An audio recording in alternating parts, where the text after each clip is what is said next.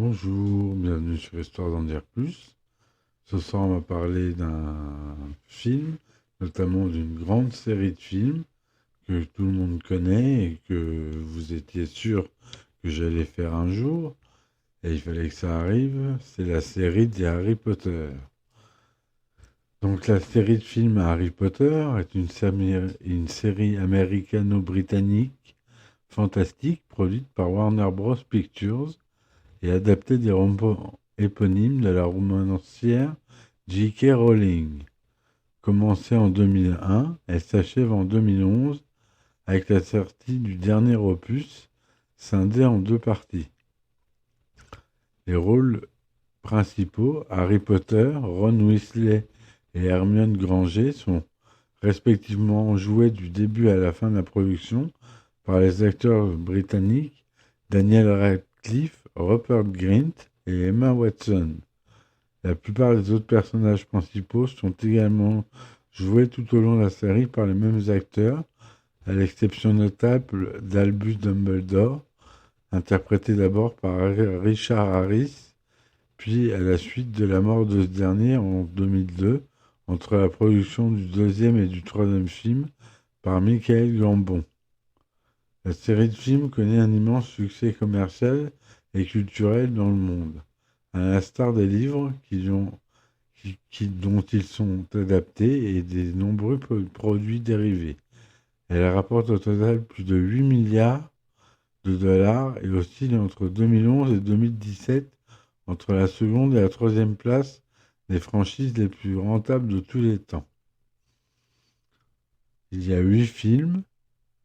L'auteur d'origine, donc, c'est J.K. Rowling. Le premier opus, c'est Harry Potter à l'école des sorciers en 2001.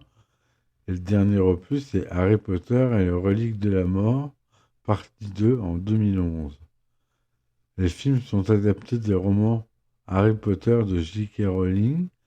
L'histoire du héros éponyme est ancrée dans la société britannique des années 1990.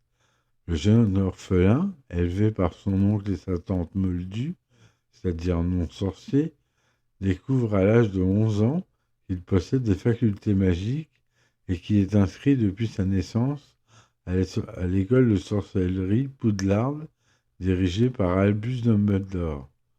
Poudlard, qui sera en original Hogwarts. À l'image des livres, chaque épisode cinématographique, à l'exception des deux derniers, retrace les aventures de Harry Potter sur une année scolaire à Poudlard, en compagnie de ses deux amis Ron Weasley et Hermione Granger. L'intrigue principale de la même série mène à la confrontation entre Harry et Lord Voldemort, un mage noir, à la recherche de l'immortalité. Synopsis. Harry Potter à l'école des sorciers en 2001. Harry Potter, jeune orphelin, a été élevé par son oncle et sa tante dans des conditions hostiles. À l'âge de 11 ans, un demi-géant, nommé Rubeus Hagrid, lui apprend qu'il possède des pouvoirs magiques et que ses parents ont été assassinés des années auparavant par le mage noir Lord Voldemort. Ce dernier avait également essayé de tuer Harry alors qu'il était bébé, mais le sort a rebondi, lui creusant une cicatrice sur la tête. En fréquentant pour la première fois le monde des sorciers, accompagné par Hagrid, Harry découvre qu'il est très célèbre. Il entame sa première année d'études à l'école de sorcellerie Poudlard, où il apprend à maîtriser la magie aux côtés de ses deux nouveaux amis, Ron Weasley et Hermione Granger. Au cours de l'année, le trio se trouve impliqué dans le mystère de la pierre philosophale, gardée au sein de l'école et convoitée par un inconnu qui cherche à la démasquer. L'enquête est menée durant toute l'année jusqu'à la fin, où le jeune Harry Potter rencontre Voldemort, contraint de partager son corps avec celui du professeur Quirinus Quirrell, et parvient à le repousser. Harry Potter et la Chambre des Secrets, 2002. Harry, Ron et Hermione retournent à Poudlard pour la deuxième année d'études, qui se révèle plus intense que la précédente. élèves et fantômes sont retrouvés pétrifiés dans les couloirs, preuve que la chambre des secrets a été ouverte et le monstre qu'elle renfermait depuis 50 ans a été libéré dans l'école.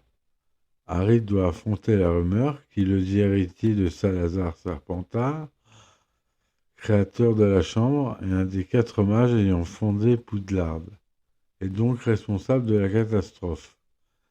Il se découvre un talent pour parler le fourche-langue, la langue des serpents, et remonte la piste des chambres de secret grâce à un mystérieux journal intime appartenant à Tom Elvis Jedusor.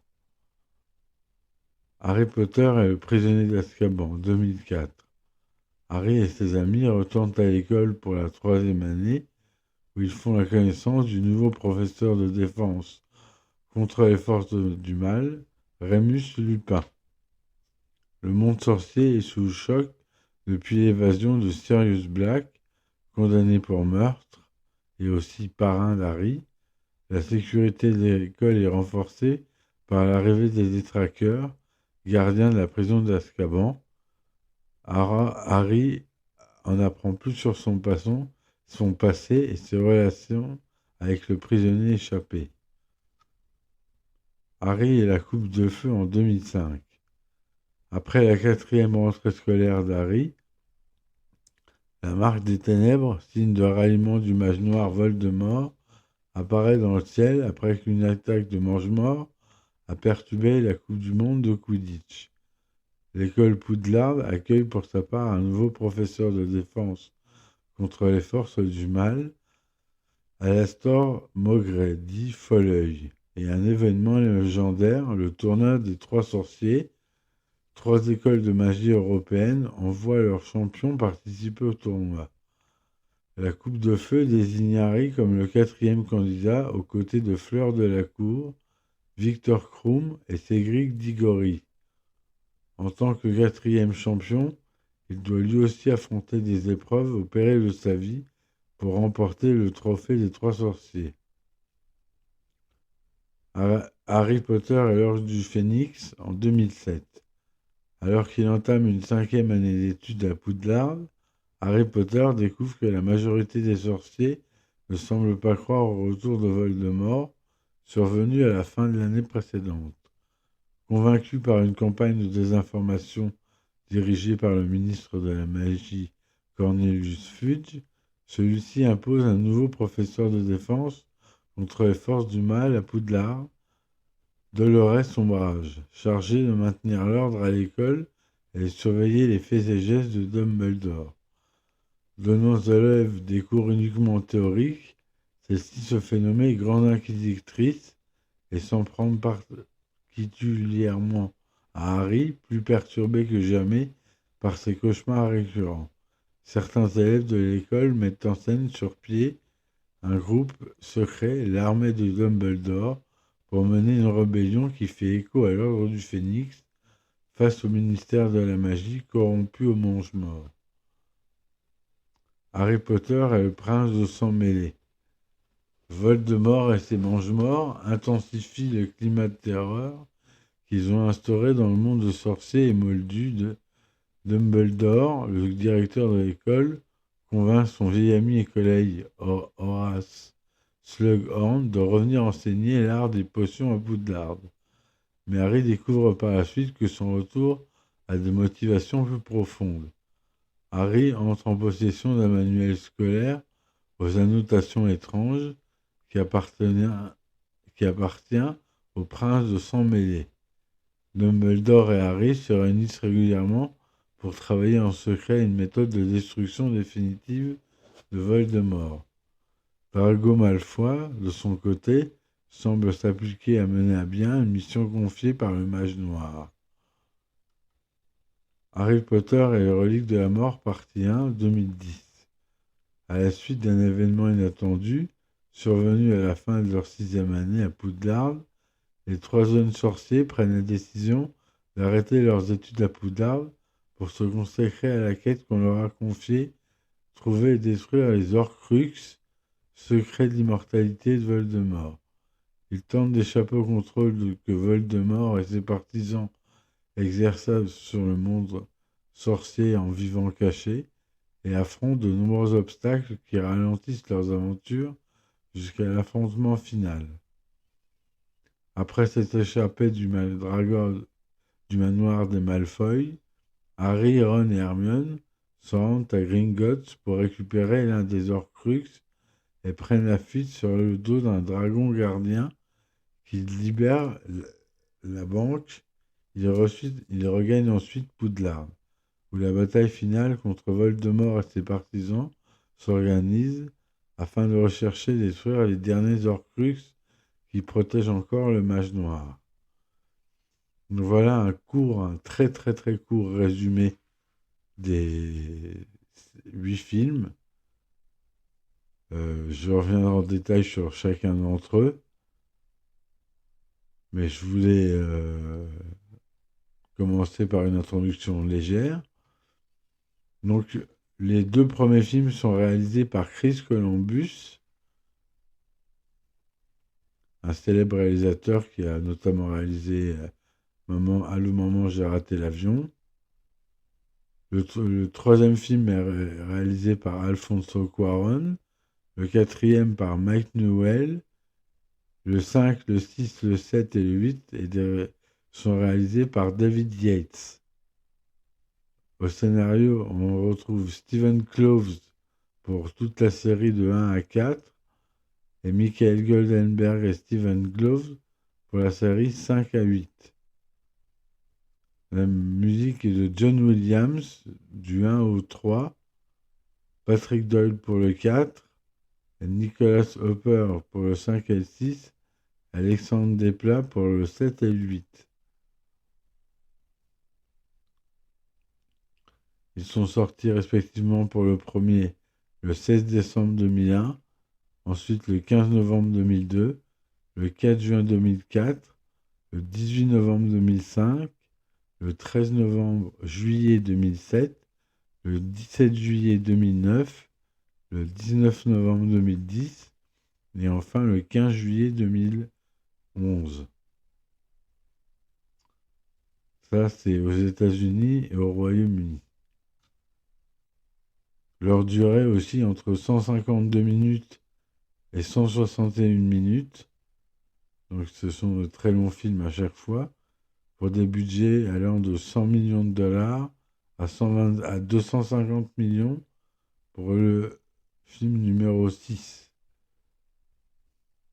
Tout est tourné en Technicolor en 35 mm, donc sur pellicule, au format 2/35, 5 en cinémascope, en DLBSR, digital SRD, DTS et SDDS. La projection des 2 premiers films se fera en 35 mm. Pour le 3e en 35 mm plus IMAX 10 mm, 70 IMAX DMR 70 mm 15 perforations, 35 mm IMAX DMR 70 mm 15 perforations pour le 4e, et à partir du 5e, ils seront filmés en 35 mm, plus en numérique, plus en IMAX DMR, et même pour les 2 derniers, en numérique 3D, plus digital IMAX et IMAX 3D. La langue du tournage est bien sûr en anglais. Les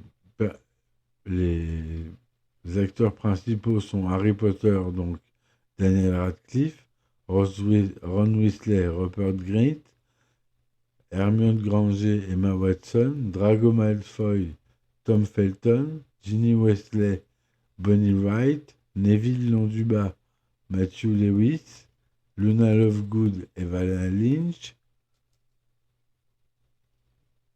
À la genèse, en fin 97, le producteur David Heyman reçoit sur son bureau de Londres une copie du livre Harry Potter à l'école des sorciers, qui deviendrait premier tome d'une série de romans de jeunesse. Il recherche un livre pour enfants adapté au cinéma sous forme de blockbuster familial Elle pense d'abord à The Ogre Downstairs, non traduit en français, de Diana Dwayne Jones.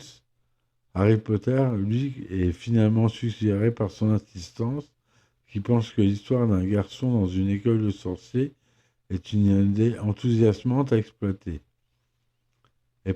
Heyman, après avoir lu et adoré le manuscrit, l'envoie à Lionel Wigram, son ami d'enfance, qui est cadre à la Warner Bros. À Los Angeles et qui vient d'y être nommé producteur exécutif. Celui-ci est rapidement intéressé par l'histoire et la compare comme Heyman aux grands classiques du cinéma de fantasy comme Le Magicien d'Oz ou Charlie et la chocolaterie, qui ont eu eux-mêmes beaucoup aimé lorsqu'ils étaient enfants. Ils doivent cependant convaincre les studios américains, inquiets de l'aspect très anglais de l'école dont il est question dans les romans, mais également du fait que les films de fantasy sont à cette époque passés de mode. Mais le studio donne finalement son accord pour lancer le processus d'adaptation. À cette époque, la principale appréhension de J.K. Rowling est que la série devienne américanisée par Warner Bros. Et qu'elle perde sa substance britannique. L'enthousiasme et les arguments d'Heyman conduisent néanmoins Rowling à vendre les droits d'adaptation des 4 premiers tomes de sa série à la société pour la somme d'1 million de livres sterling, soit 2 millions de dollars de cette époque.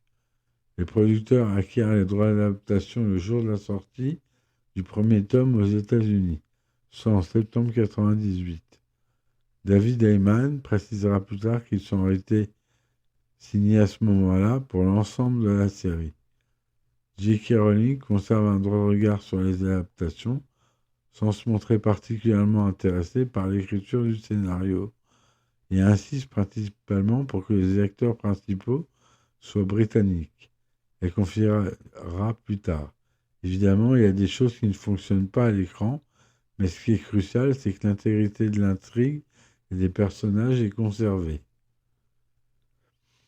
Malgré leur volonté de réaliser des films britanniques, les producteurs décident de se diriger en priorité vers des scénaristes américains. Selon Heyman, cette histoire relevait de l'entertainment pur et dur, et il n'y avait pas tant de scénaristes anglais qui excellaient dans ce domaine. Heyman et Wigram commencent à chercher un scénariste au début de l'année 1998, mais sans succès.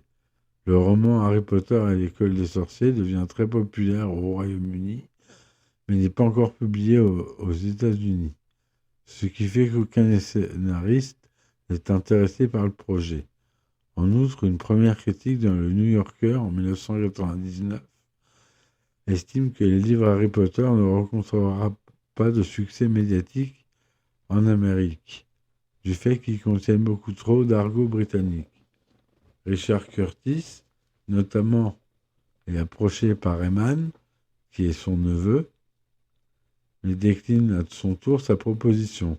Ce n'est qu'à partir de septembre 1998, lorsque l'édition américaine est publiée, que les producteurs reçoivent de nombreuses propositions pour l'écriture comme pour la réalisation. Ils hésitent entre 2 personnes. Steve Kloves, notamment connu pour son travail dans Suzy et les Baker Boys et Wonder Boys, et Michael Goldenberg, dont David Heyman a admiré le travail sur le film Contact. C'est Steve Kloves qui est finalement retenu. Selon David Heyman, il est le scénariste idéal pour retranscrire l'esprit de l'auteur dans ses scripts. Lors de ses 2 premières rencontres en 1999, Kloves surprend et rassure J.K. Rowling en lui avouant que son personnage préféré est Hermione Granger, personnage auquel l'auteur s'identifie le plus et qu'elle considère comme l'un des moins accessibles pour un homme. Le scénariste précise également qu'elle souhaite éviter le manque de subtilité hollywoodien dans sa transcription. Steve Kloves écrit les scénarios de tous les films de la franchise, à l'exception du 5e. À une période où le scénariste exprime le souhait de faire une pause, l'écriture de ce 5e épisode comporte une trame plus sombre, plus psychologique, plus politique que les tomes précédents. Il est alors confié à Michael Goldenberg, qui est resté proche du projet depuis les débuts.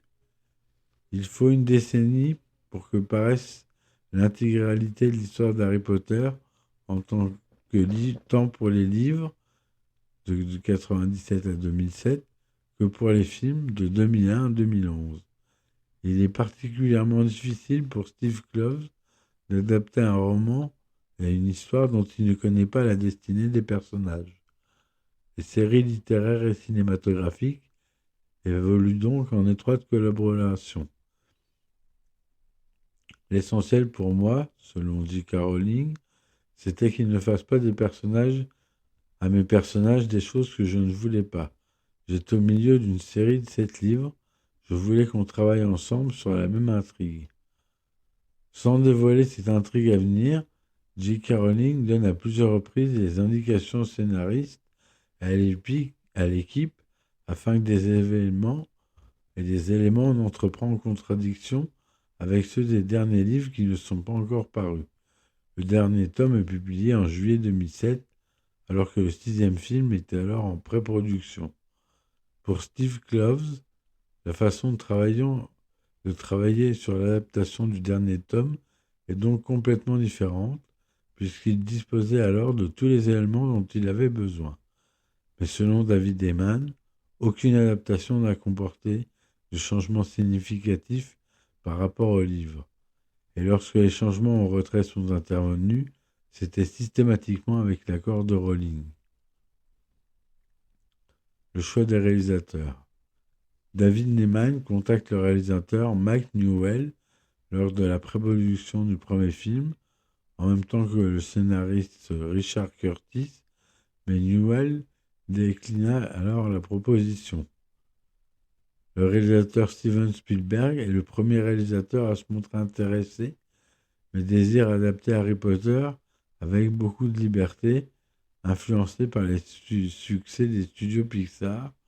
Son idée initiale est de réunir plusieurs romans Harry Potter pour développer l'univers de sorcellerie en animation, comme il aura le loisir de le faire plus tard avec son film adapté de l'univers de Tintin, qui regroupe les histoires de plusieurs tomes.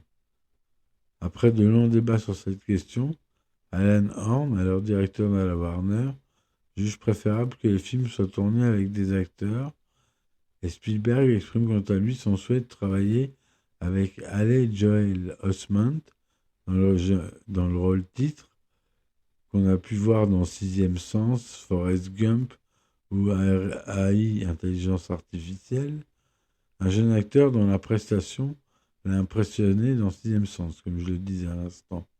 Cependant, ces exigences de Rowling concernant la nationalité du casting principal et l'impossibilité d'appliquer ses préférences personnelles en matière de réalisation poussent finalement Spielberg à se détourner du projet. David Heyman et J.K. Rowling ont tous deux une préférence pour le réalisateur Terry Gilliam, pour son humour et sa touche de folie, ainsi que pour sa sensibilité et ses précédentes incursions dans le domaine du fantastique. Mais Alan Horn, notamment, hésite à confier le projet à un cinéaste aussi imprévisible.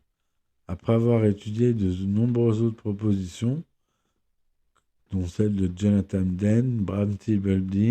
Alan Parker, Rob Reiner, et à peu près environ 50 réalisateurs, tous en vogue à Hollywood à l'époque, le choix de la production se porte alors sur le réalisateur à la main américain Chris Columbus, connu dans les années 90 pour ses comédies et ses drames familiaux, tels que Madame Doubtfire et Maman, j'ai raté l'avion. Il se montre à la fois le plus enthousiaste et le plus passionné, et le plus convaincant en matière de fidélité au roman. En outre, le cinéaste a l'habitude de travailler avec des enfants, ce qui convient parfaitement aux besoins de premier film. Vers le milieu de la post-production du deuxième film, Chris Columbus, qui pense au départ réaliser les 7 films prévus, décide finalement de passer la main, usé sur le plan physique et souhaitant profiter davantage de ses enfants. Au total, 4 réalisateurs se succèdent sur la franchise, Le Mexicain Alfonso Cuarón remplace Chris Columbus pour le troisième film. Mike Newell, qui avait précédemment refusé le premier film, accepte finalement le quatrième. Et l'anglais David Yates réalise quant à lui les 4 derniers épisodes. Alfonso Cuarón et Mike Newell ont chacun été invités à réaliser le film suivant leur adaptation respective, mais ont tous deux décliné la proposition en raison de fatigue. Selon Alan Horn, chaque réalisateur a apporté quelque chose de différent à la franchise. Le style visuel époustouflant d'Alfonso, l'humour de Mike, basé sur son expérience d'élève dans un pensionnat anglais, et le cran et le réalisme de David, qu'il a su parfaitement incorporer dans le monde des sorciers. Pour la distribution des rôles, Warner Bros. Précise au début de la production qu'il souhaite conserver les mêmes jeunes acteurs américains principaux pour l'ensemble des films. Entre 1999 et 2000, les acteurs choisis pour incarner les élèves de Poudlard sont pour la plupart inconnus, même si quelques-uns viennent tout juste de jouer dans quelques productions. David Copperfield pour Daniel Radcliffe en 1999, Anna et le roi pour Tom Felton la même année, Malfoy, et le casting des 3 acteurs principaux dure presque 1 an et n'est finalisé qu'au dernier moment, avant le début du tournage, lorsque le réalisateur et le producteur obtiennent une alchimie entre les 3 enfants. David Heyman et Suzy Figgis, directrice de casting, reçoivent des milliers de candidatures, dont celle d'Emma Watson, alors âgée de 9 ans, qui est la première du trio à être choisie, pour incarner Hermione Granger et Rupert Grint, 11 ans, pour incarner Ron Weasley. Le choix de Daniel Radcliffe, 10 ans, se fait quant à lui plus tardivement, au printemps 2000.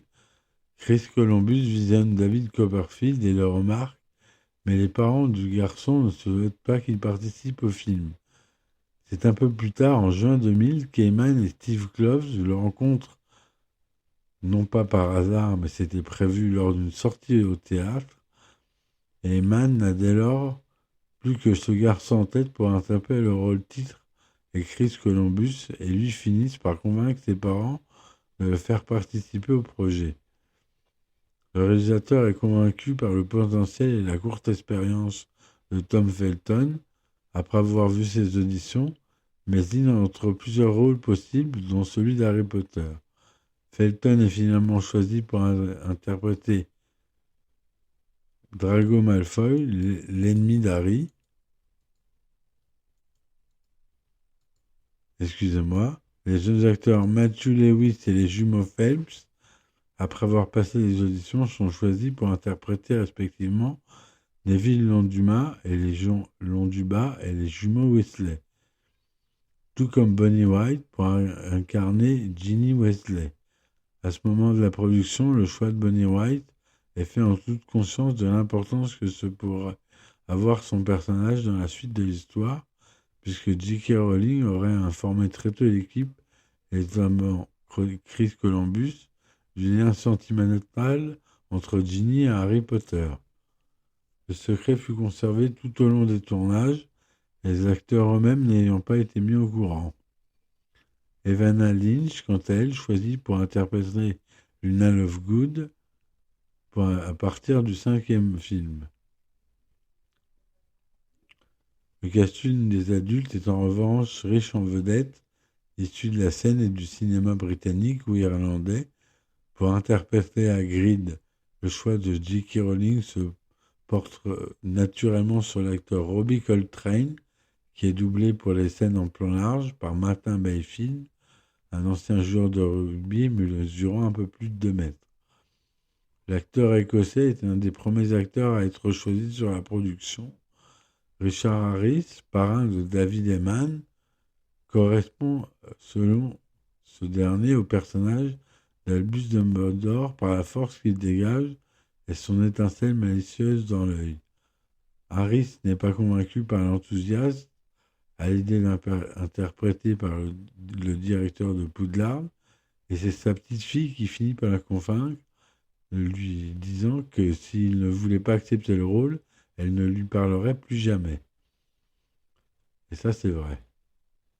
Authentique. Et vous pouvez le voir sur les éditions DVD du film que j'ai regardé avant de faire ce podcast. Alan Rickman accepte d'incarner le professeur Severus Rogue après avoir eu une conversation avec J.K. Rowling qui l'a aidé très tôt à comprendre la complexité de son personnage. Pour le rôle de Minerva McGonagall, le professeur de métamorphose et directrice de la maison Gryffondor, Eman et Chris Columbus n'envisagent plus personne d'autre que Maggie Smith, Warwick Davis, qui joue dans Willow par exemple, le héros de Willow, et dans Star Wars, interprète le professeur d'enchantement Filius Flitwick, puis celui du gobelin Gripsec à partir du 7e film, le personnage étant joué par Verne Troyer dans le premier film, tandis que Julie Walters, tout juste nommée Oscar dans Billy Elliot, est choisie pour interpréter Madame Weasley. La mère de Ron, Rosie O'Donnell, avait été pressentie. Roger Griffith et Fiona Joe, quant à eux, jouent l'oncle Vernon et la tante Pétunia. D'autres acteurs récurrents viennent s'ajouter au casting pour le film suivant. Ainsi, dès le deuxième film, Mark Williams interprète le rôle de Monsieur Weasley et Jason Isaac celui de Lucius Malfoy, père de Drago. Isaac convainc rapidement Chris Columbus grâce à sa prestation dans The Patriot en 2000. À partir du troisième film, Michael Gambon reprend le rôle de Dumbledore à la suite du décès de Richard Harris en 2002. Gary Oldman campe le rôle de Sirius Black,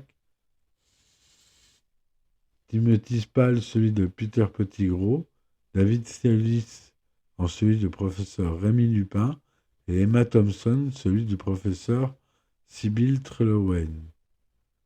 Ralph Fiennes dans le rôle de Lord Voldemort et Brendan Gleeson dans celui d'Alaston Mowgray arrive à partir du quatrième film, tandis que Helena Bonham Carter dans le rôle de Bellatrix Lestrange et Imelda Staunton pour celui de Delombre Sombrage rejoignent le casting principal à partir de l'épisode 5. De nombreux autres acteurs très populaires aux États-Unis, au Royaume-Uni, sont choisis pour interpréter des rôles plus secondaires ou ne figurant que dans un épisode de la série.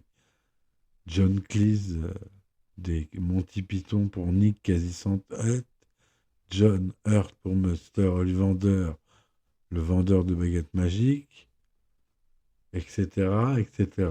Kenneth Branagh, Robert Hardy, Ellen McCory, Kelly MacDonald, Sarah Hind, enfin beaucoup de monde. Tournage. Selon Roy Botton, vice-président directeur général de la Warner, l'étape la plus difficile au démarrage de la production est de monter les studios sur les plateaux de tournage. Ils sont en premier lieu à réserver l'ensemble des locaux de Pinewood, mais se tournent finalement vers ceux de Leavesden, une ancienne usine avion désertée qui est financièrement plus accessible et très spacieux. Le site au départ considéré un peu chic, délabré et déprimant, est entièrement aménagé pour les seuls besoins des films Harry Potter. Une cantine y est construite, de même que des salles de classe pour les plus jeunes acteurs, un enclos extérieur de dressage d'animaux, un terrain de loisirs, des salles de montage et d'effets spéciaux, etc. Le tournage commence le 29 septembre 2000. Certains plateaux et décors resteront en place pendant toute la durée du tournage des 8 films. 6 directeurs de la photographie en charge de l'esthétique de l'éclairage se succèdent à la série. John Seal, Roger Pratt, Michael Cerezin, Sladomir Rizziak, Bruno Delbonnel et Eduardo Serra. Selon Bruno Delbonnel, chaque directeur de photographie au fil des 8 films Harry Potter, a dû relever le défi de tourner et d'éclairer les mêmes décors emblématiques de manière différente et unique. Les couleurs vives sont nettement atténuées au fur et à mesure des films. Pour Harry Potter et le prince de sang mêlé, Bruno Delbonnel et le réalisateur David Yates ont pris la décision de ne pas opter pour le numérique, estimant qu'aucun appareil de cette gamme n'était à la hauteur de l'argentique 35 mm en termes de capacité à capturer la finesse de certains détails et tons précis. Delbonnel a été nommé à l'Oscar de la meilleure photographie en 2010 pour Le Prince de sang mêlé, a été invité à retravailler sur les deux parties des deux Harry Potter et la relique de la mort. Il a cependant refusé en craignant de se répéter. Le choix du 35 mm sera appuyé par Eduardo Serra et repris sur les reliques de la mort en maintenant une approche avec un objectif grand angle mettant en valeur les décors et les environnements. Conception des décors. Pour concevoir les décors, le choix est donné à Louis Graham, se porte rapidement sur Stuart Gregg, chef décorateur, triplement oscarisé pour ses décors sur Gandhi, Les lésions dangereuses et Le patient anglais. Je m'humidifie la bouche. Louis Graham a eu déjà l'occasion de travailler avec lui peu de temps avant et admire son travail qu'il qualifie de raffiné. Craig est l'un des premiers collaborateurs de la production et travaillera sur tous les épisodes de la franchise en créant puis en faisant évoluer l'architecture de Poudlard, le lieu principal des aventures. Il a fait venir son ensemblière Stephanie Macmillan, avec lequel il a l'habitude de travailler, qui s'occupera d'habiller et décorer les plateaux. Lors de la pré-production du premier film, J.K. Rowling dessinera rapidement à l'attention de Stuart Craig une petite carte extérieure représentant le château et ses environs, vue du dessus, avec la location des différents éléments extérieurs, comme la forêt interdite, la cabane d'Hagrid, le terrain de Quidditch, la gare de Préolard, etc. Ce document servira de base jusqu'au dernier jour de tournage. À ce stade de la production, l'équipe hésite encore entre tourner les scènes en décor réel ou construire tous les décors en studio. Le château d'Anwick et la cathédrale de Gloucester ont été choisis comme principaux lieux de tournage réels pour les premiers films, tandis que les promenades dans les couloirs de cours de métamorphose et certaines salles de classe ont été filmées dans un premier temps dans la cathédrale de Durham et au Christ Church College. Nous avons fini par construire presque tout l'univers en studio, mais à l'époque du premier film, c'était impossible de tout créer, aussi bien sur le plan économique que pratique. Alors nous avons cherché des lieux de tournage. En les cherchant, nous avons découvert à quoi devait ressembler Poudlard. Ça, c'est Stuart Craig, chef des décors, qui le dit. Le chef décorateur imagine le château de Poudlard, décrit dans les livres comme ayant plus de 1000 ans, comme un mélange architectural entre le Christ Church College d'Oxford, la cathédrale de Dunham et celle de Gloucester. Il s'inspire donc principalement de la structure de ces trois monuments anciens pour créer une maquette à grande échelle du château qu'il souhaite rendre le plus crédible possible. Selon lui, la magie a d'autant plus de force dans un cadre apparemment familier et réel, dans un endroit fantaisiste. Par ailleurs, un architecte indique que la cathédrale de Durham a été utilisée comme modèle pour toute une section du château, les tours jumelles carrées de l'école étant presque une réplique exacte de celle de Durham, étant rehaussée de flèches pointues sur ses sommets. Le fait de mélanger des décors réels avec des décors conçus en studio, les véritables décors pouvant être décevants par la présence de petits détails multiples n'entrant pas dans le contexte ou l'époque de l'histoire, présente néanmoins une difficulté majeure pour Craig. Une fois les deux éléments des deux mondes assemblés, le chef des décorateurs estime avoir échoué, dans un premier temps, à donner au château une véritable silhouette emblématique. Tout au long des 8 films de la franchise, il choisit donc de modifier et de styliser l'apparence des éléments qui composent la silhouette de l'école. L'équipe fait également le choix de supprimer progressivement certains décors réels. Parmi les 588 décors construits en studio, la grande salle où se réunissent tous les élèves est l'un des premiers à être réalisé. La pièce recouverte de pierre en pierre de York peut accueillir plus de 400 personnes au moment du tournage. Le décor du chemin de traverse est construit également en studio. Le décor du bureau de Dumbledore et celui du terrier des Weasley est quant à eux construit pour les besoins du deuxième film et ont été réutilisés pour les suivants.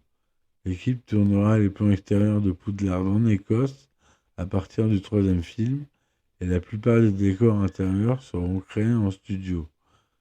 Un aquarium géant de 18 mètres de côté sur 6 mètres de profondeur, le plus grand de ce type en Europe, a été creusé à Levensen pour créer les films de scènes sous-marines du tournoi des Trois Sorciers dans le quatrième film.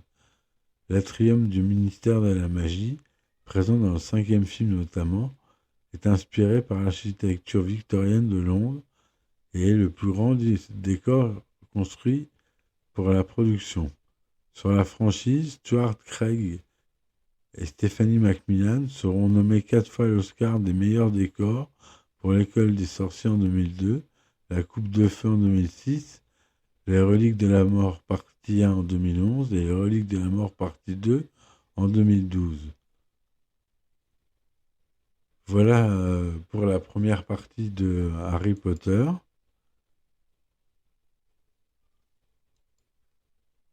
J'espère que ça vous aura plu. Bientôt en deuxième partie où je m'attarderai sur le reste du tournage, notamment les costumes, les effets spéciaux, la musique, les sorties, et on fera un épisode par film. Voilà. J'espère que vous avez aimé. Je vous dis à ciao ciao et à bientôt. Bye.